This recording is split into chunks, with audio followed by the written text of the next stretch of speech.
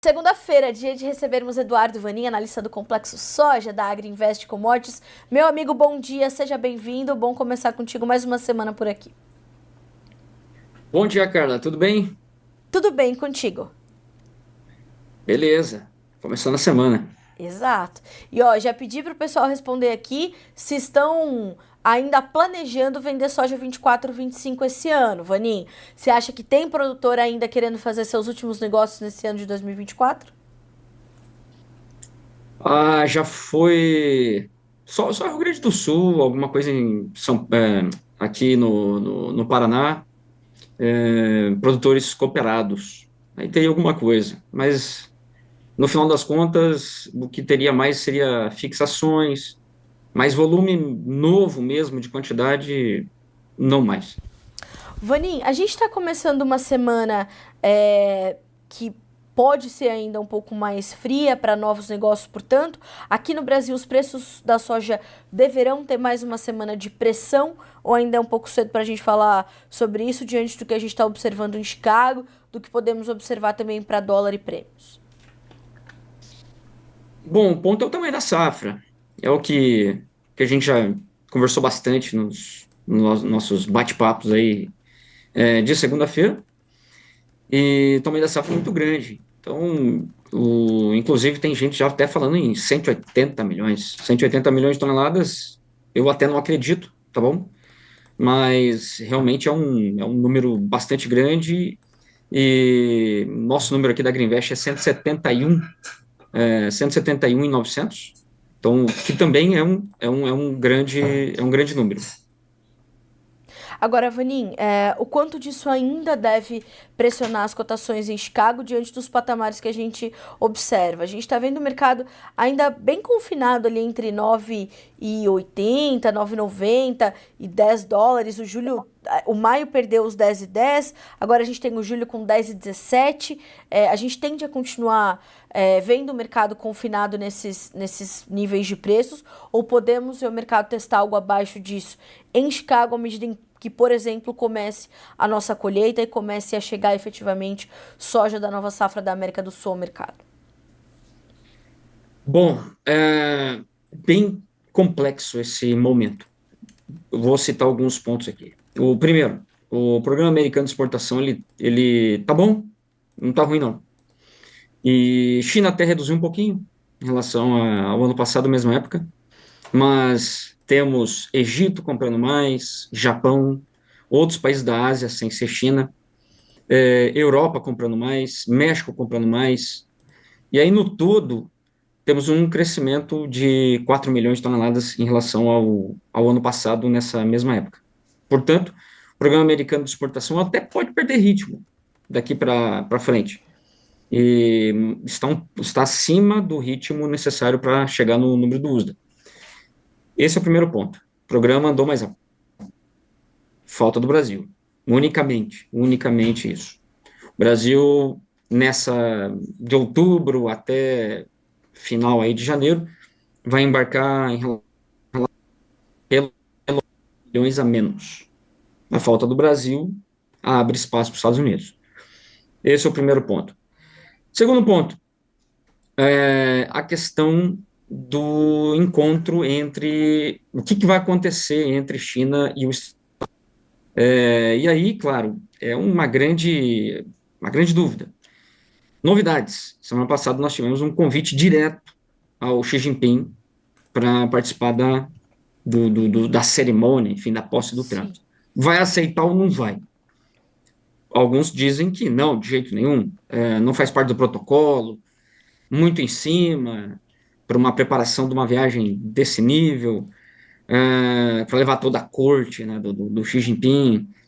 Então, realmente há grandes dúvidas. Agora, do ponto de vista prático, deveria, alguns falam. Por quê? Seria a possibilidade de furar o escudo, a parede, a cortina de ferro, que vai se construir, sim ou sim, em torno do Trump, falando de China, dessa relação. E talvez aí o Xi Jinping tenha a oportunidade de acessar o Trump somente sei lá, de repente no segundo semestre do ano que vem, e daí já pode ser tarde.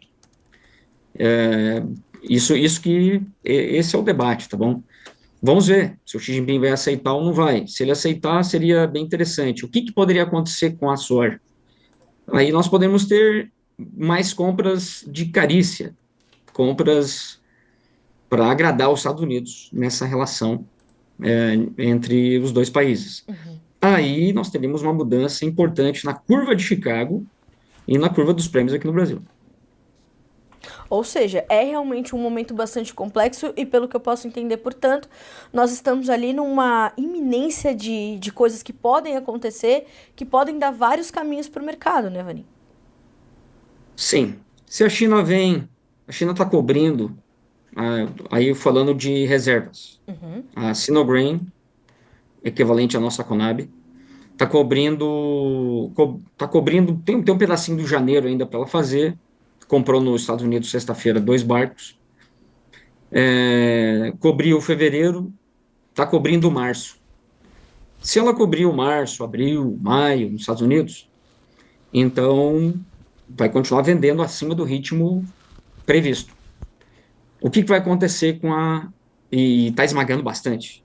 Agora vai sair o esmagamento, acho que hoje, os números do NOPA, do mês de novembro. Deve ser recorde de novo. Dezembro também vai ser recorde.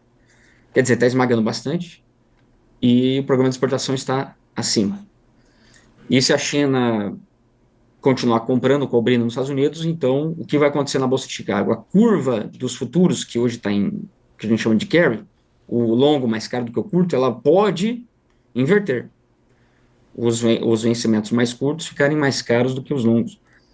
E se isso acontecer para a nossa safra aqui no Brasil, prêmios, dado que é uma safron e a gente tem ainda bastante para vender, aí nós podemos ter os prêmios que já afundaram bastante, especialmente o março, o abril e o maio, podem afundar ainda mais, como um reflexo desse movimento da curva em Chicago. Vanin, não fosse esse movimento da demanda e talvez essa certa perspectiva menos negativa, não sei se a gente está na condição de falar isso, mas nessa perspectiva menos negativa da relação entre Donald Trump e Xi Jinping, entre China e Estados Unidos, nós já poderíamos estar vendo preços mais pressionados, mais baixos, principalmente na Bolsa de Chicago. Essa força do programa exportador americano, ela é fundamental nesse momento onde há uma projeção de uma oferta muito grande que vem, né, da onde está concentrada a maior parte da produção global de soja, que é aqui a América do Sul? Olha, cara, é cedo ainda para dizer. Não podemos dizer que a relação é boa ou menos ruim. Ela eu diria que sim, que é crítico, aumento crítico. Quer dizer, vai ou não vai. Porque as agendas são totalmente conflitantes. Quer dizer, essa possibilidade de um encontro pessoal entre os dois, já de cara, faria muita diferença, sem dúvida. Então, esse é um ponto que ainda ninguém sabe o que vai. É um jogo de xadrez, é um jogo de sinais, simbologias, e, quer dizer, os detalhes é que contam.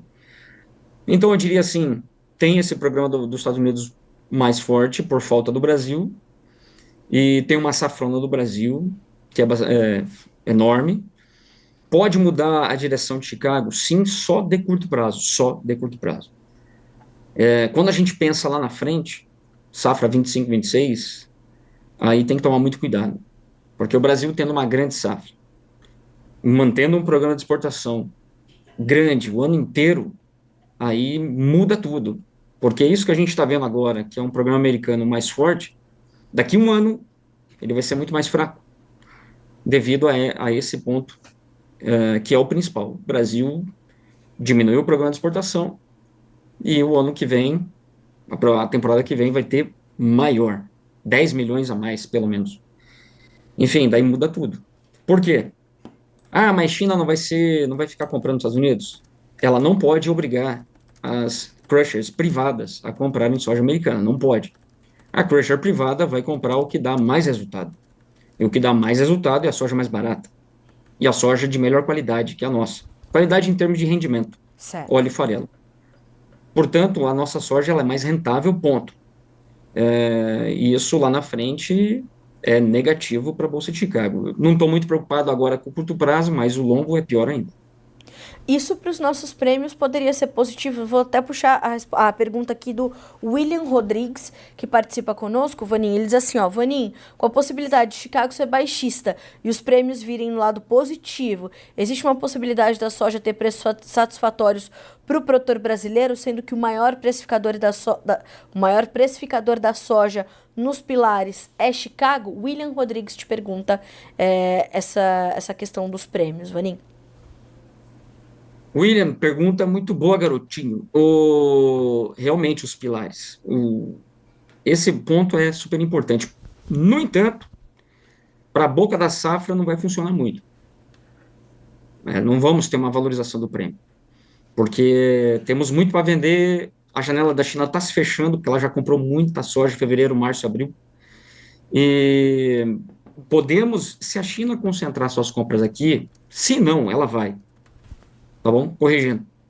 As crushers privadas vão concentrar suas compras aqui no Brasil.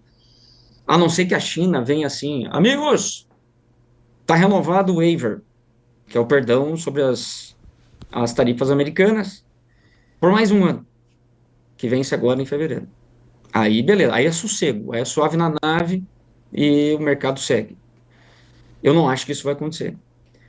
Enfim, com isso tudo, o que o William está falando é assim, então Chicago pesa, o prêmio reage? Olha, para a boca da safra, não. A partir de junho, sim. E isso a gente já está vendo na curva dos prêmios no Brasil. A diferença entre o maio e o julho, desculpa, o março, o embarque em março e o julho, era de 15 centavos por bushel. Isso antes da vitória do Trump, 15. O julho mais caro. Agora essa diferença já está em 40 centavos. Março, mais barato do que o julho, embarque julho no Brasil, Paranaguá, 40 centavos. Essa diferença vai aumentar mais ainda. Porque as crushers chinesas concentrando as compras aqui no Brasil, especialmente no segundo semestre, aí o bicho pega. Aí vai ser um outro momento. Não tem mais pressão de safra, o produtor já vendeu o que precisava, já pagou suas contas, vai ter o milho, e a China vai precisar cobrir o seu segundo semestre. Aí muda o jogo. Mas veja, não é para a boca da safra.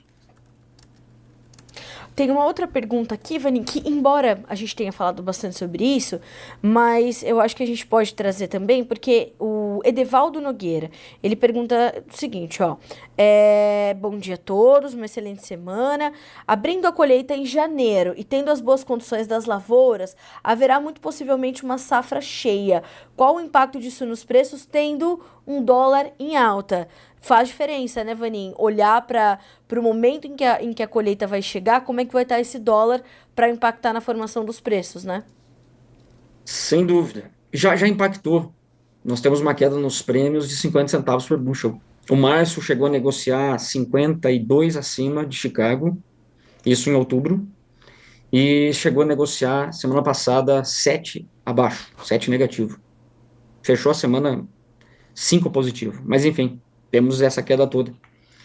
E mesmo com essa questão de trade war ou não e tudo mais. É o tamanho da safra. Isso é o que importa. É a logística. O que pode impactar? Safra grande é frete caro. Não tivemos isso esse ano. Concentração de plantio, concentração da colheita, provavelmente uma safra úmida. Não foi o caso desse ano também, foi uma safra seca. Os mapas mostram que janeiro deve chover mais que o normal, fevereiro também.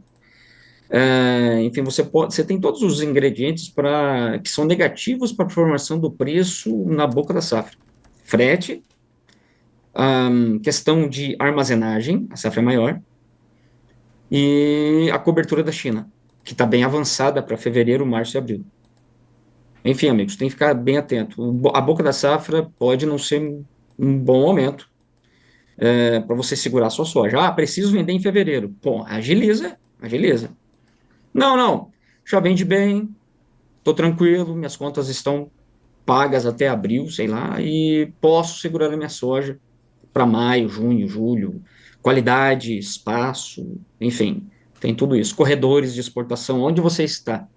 Você está no corredor que fecha cedo o programa da soja para abril do milho? Atenção, atenção, esse ano foi tranquilo.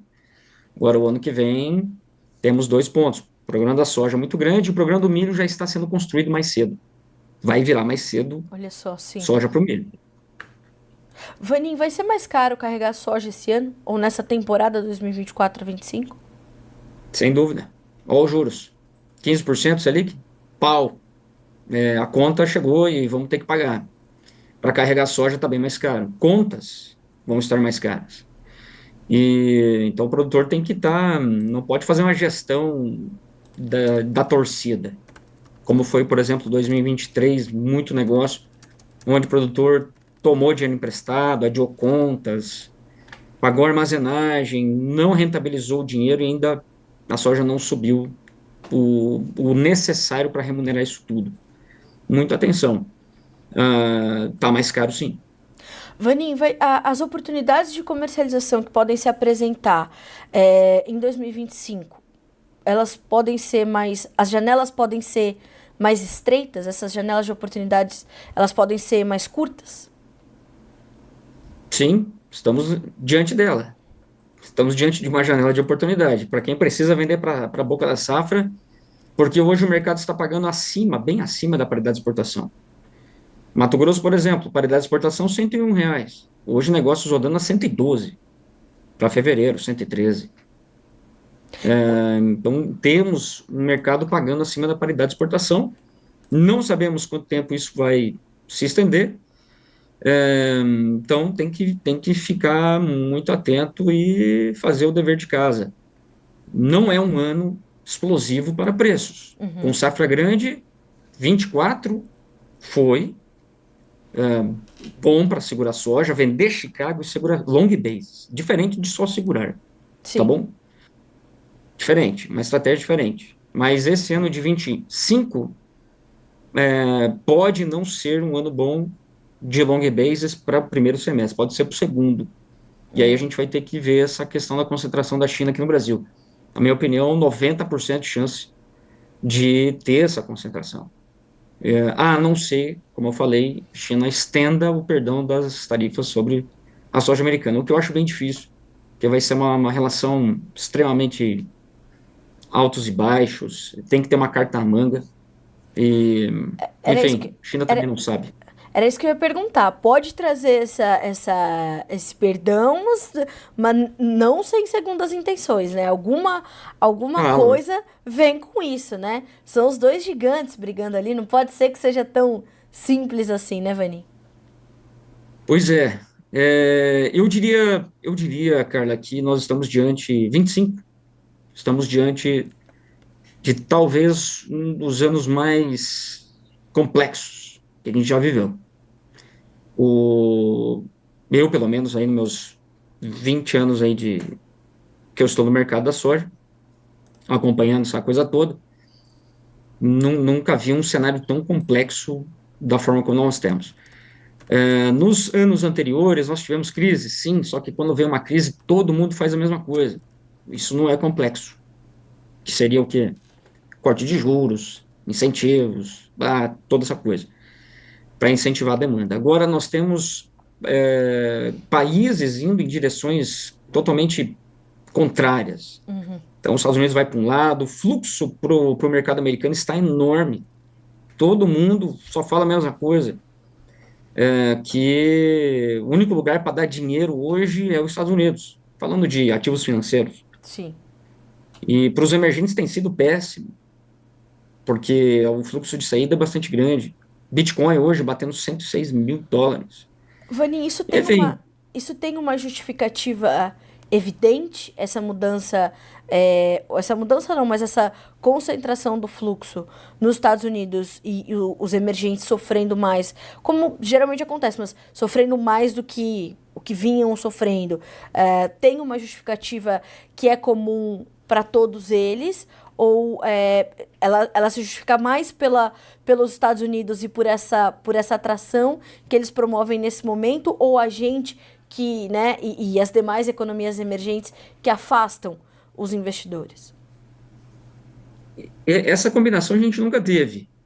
Geralmente, se os Estados Unidos vai bem, os emergentes vão bem também.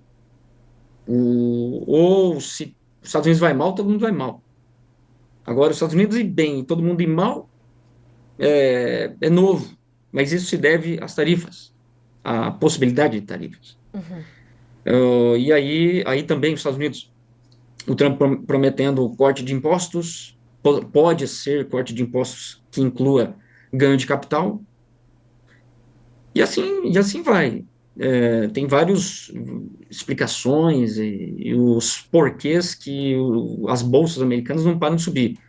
Claro, uma delas não é o Trump que criou, enfim, o ambiente americano de criação de novas empresas de tecnologia, inteligência artificial, blá, blá, blá, essa coisa toda, Sim. que faz com que o mercado americano seja o único ou mais interessante de você colocar dinheiro enfim, nesses segmentos, nessas novas ideias e iniciativas. E aí o fluxo está tremendo de saída. Os emergentes estão penando. Aí piorou ainda mais quando o Trump falou assim: ó, BRICS, se vocês estão pensando É, em fazer um sisteminha aí de vocês que venha contra o dólar, sistema de pagamentos novo, que não seja o SWIFT, enfim, vocês vão tomar 100% de tarifa na cabeça. Ah, daí azedou mais ainda. Enfim, e aí você pega o Brasil num péssimo momento para fazer um ajuste fiscal. Teve aí todos os anos bons, favoráveis para ajeitar a casa, na verdade, não preciso nem falar, pioramos tudo. Então, o Brasil realmente é um dos piores. Agora, é o mais fedorento, pulguento que tem. é verdade. Vanim, a nossa enquete deu o seguinte, ó. Tivemos 113 votos, 55% que não vai mais comercializar soja esse ano, 2024-25, nesse ano de 2024, e 44% diz que ainda tá querendo fazer um negocinho ou outro. Quem tem e quem pode fazer, quem tá nessa condição, vai encontrar uma oportunidade interessante, então. Sim, talvez ali no começo, quando você me perguntou, eu acho que eu confundi com 23, 24. 24 a 25. 24, 25, quer dizer, safra nova. O produtor falando que não pretende comercializar muito mais nesses próximos Nesse 15 dias, restinho, isso. claro, é normal, tá bom?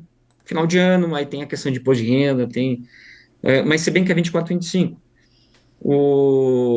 Enfim, é sazonal. Agora, o que acontece? O ano passado, aliás, esse começo de ano, Farmer Selling virou com 33%, foi ganhar ritmo em fevereiro, quando o preço já estava caindo. Não é bom, veja, não é uma estratégia inteligente você pensar em comercialização na boca da safra. Não é aconselhável diante de uma safra tão grande assim. Certo. Vamos ficar de olho. Bom, Eduardo Vanin, muito obrigada, meu amigo, mais uma vez por estar conosco. Mas você tem um convite, que amanhã tem coisa boa chegando para quem está nos acompanhando aqui, hein? Dia 17, não é isso? Isso Pá, mesmo. vamos ter então nossa live, o Mesa Redonda, vamos falar assim. Vamos? Eu, tu Sim.